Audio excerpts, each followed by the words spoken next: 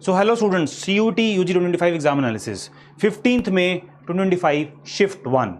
Now after 2 days of non-reporting of any technical glitches, today technical glitches were reported by the students in papers like business studies, where case-based questions, where you need to scroll the cases and the paragraphs and the passages. There the problem was there with the students, so this is reported. 2 दिन तक बहुत अच्छा रहा, but आज ये थोड़ा सा report हुआ है. ठीक है.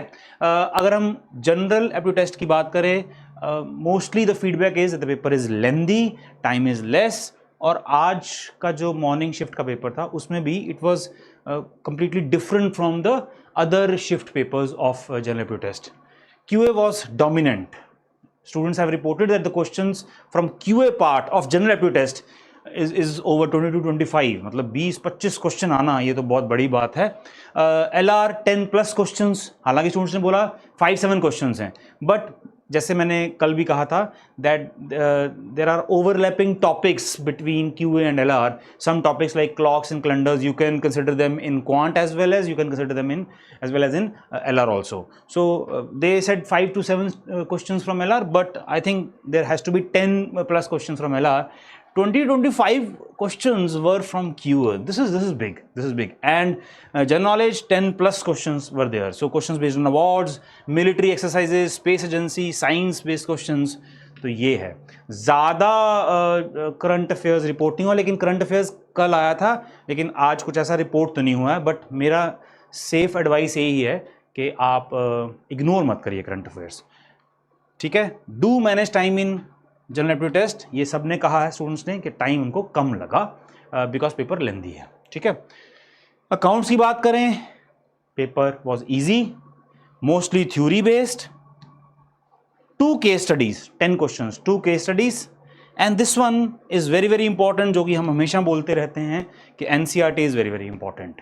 तो आपको जिनके भी अभी एग्जाम्स हैं अभी अकाउंट्स के, एनसीईआरटी की रिवीजन करते रहिए.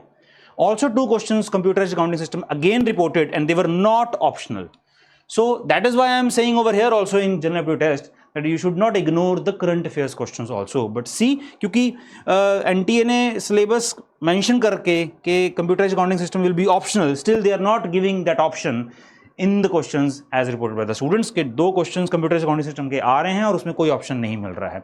इसलिए मैं कह रहा हूं कि करंट अफेयर्स इग्नोर मत करिए, और हर शिफ्ट में पेपर का नेचर थोड़ा बहुत डिफरेंट है, तो इसलिए तैयारी आप अपनी डिसेंट तरीके से वैसे ही जारी रखिए. ठीक है. सो ये था GAT and accounts. If you talk of BST, very easy. Business studies very very easy. Scrolling of case studies was not smooth, ये रिपोर्ट हुआ है, टेक्निकल ग्लिच.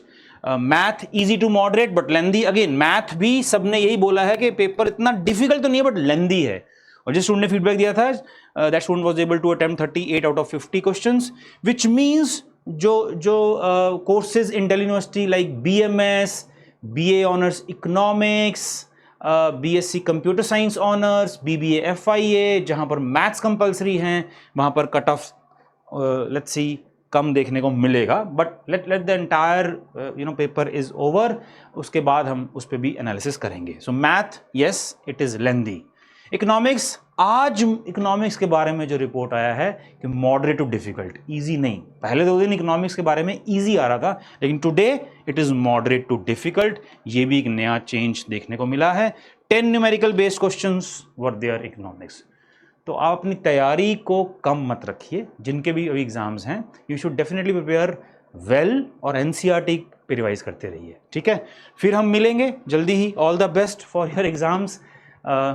डटे रहिए. God bless you and thank you.